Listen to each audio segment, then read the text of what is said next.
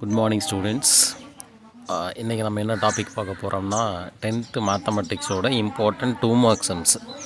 So அந்த important 2 mark sums வந்து பார்த்திங்கன்னா கண்டினியூஸாக என்ன போட போகிறோம்.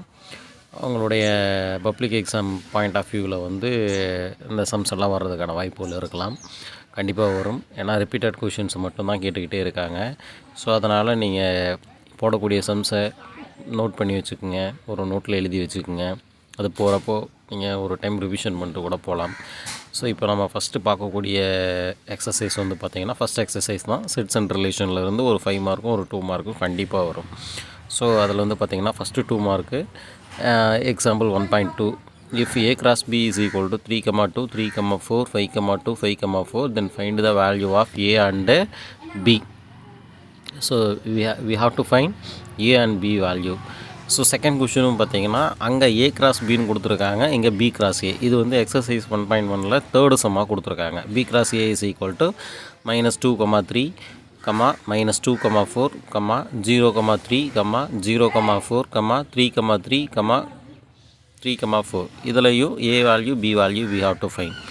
ஸோ இங்கே வந்து பார்த்திங்கன்னா ஃபஸ்ட்டில் வந்து பார்த்திங்கன்னா ஏ கிராஸ் பி அப்படின்னு சொல்லி கார்ட்டீசியன் ப்ராடக்டாக கொடுத்துருக்காங்க. செகண்ட் சம்மில் வந்து பார்த்திங்கன்னா பி கிராஸ் ஏன்னு சொல்லி கொடுத்துருக்காங்க. ஸோ இதில் கண்டிப்பாக நம்மளுக்கு எக்ஸசைஸில் இருக்கக்கூடிய சம்ஸ் வந்து மிஸ்டேக் பண்ணுவாங்க. இப்போ வந்து பார்த்திங்கன்னா ஃபஸ்ட்டு சம்மை ஈஸியாக நம்ம போடலாம். இப்போ ஃபஸ்ட்டு சம்முக்கான ஆன்சர் வந்து பார்த்திங்கன்னா ஏ.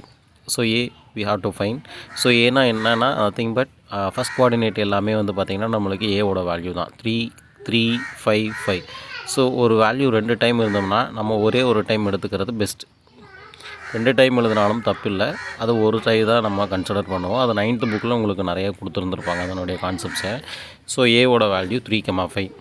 ஸோ அண்டு நம்ம அடுத்து ஃபைண்ட் பண்ணக்கூடிய வேல்யூ வந்து பார்த்திங்கன்னா பி வேல்யூ.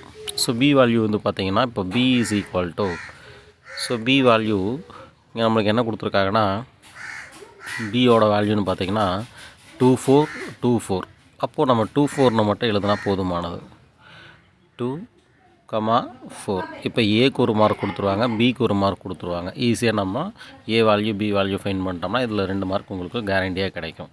ஓகே, அதே மாதிரி எக்ஸசைஸில் இருக்கக்கூடிய கொஷின்ஸை பார்ப்போம். ஸோ எக்ஸசைஸில் இருக்கக்கூடிய கொஷின் என்னென்னு பார்த்தீங்கன்னா பி கிராஸ் ஏன்னு கொடுத்துட்டாங்க. அப்போ ஃபஸ்ட்டு நம்ம ஏவும் எழுதிக்கலாம் பியும் எழுதிக்கலாம், அது எந்த ஒரு தப்பும் கிடையாது. இப்போ ஏ எழுதுனீங்கன்னா டேரெக்டாக நீங்கள் என்ன போடுவீங்கன்னா -2, 0, 0, 3, 3ன்னு இருக்கிறதுல -2, 0, 3ன்னு எழுதிடுவீங்க. அப்போது ஏவோட வேல்யூ தப்பாயிரும், பியோட வேல்யூ தப்பாக போயிடும். ஸோ அதனால் நீங்கள் ஆர்டர் மாற்றி எழுதினாலும் தப்பு கிடையாது. ஸோ ஃபஸ்ட்டு நம்ம ஆர்டர் பி கூட எழுதிக்கலாம். இப்போ பியோட வேல்யூன்னு பார்த்தீங்கன்னா -2, 0, 0, 3, 3ன்னு இருக்குது. அப்போ -2, 0, 3ன்னு எழுதுறது பெட்டர்.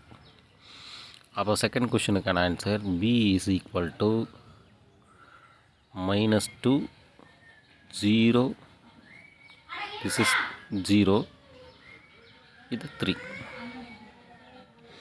ஸோ அடுத்தது ஏ வேல்யூ வந்து பார்த்திங்கன்னா 3, 4, 3, 4, 3, 4ன்னு கொடுத்துருக்காங்க. அப்போ ஏவோட வேல்யூ நம்ம என்னென்னு எழுதிக்கலாம், ஏ இஸ் ஈக்குவல் டு 3, 4.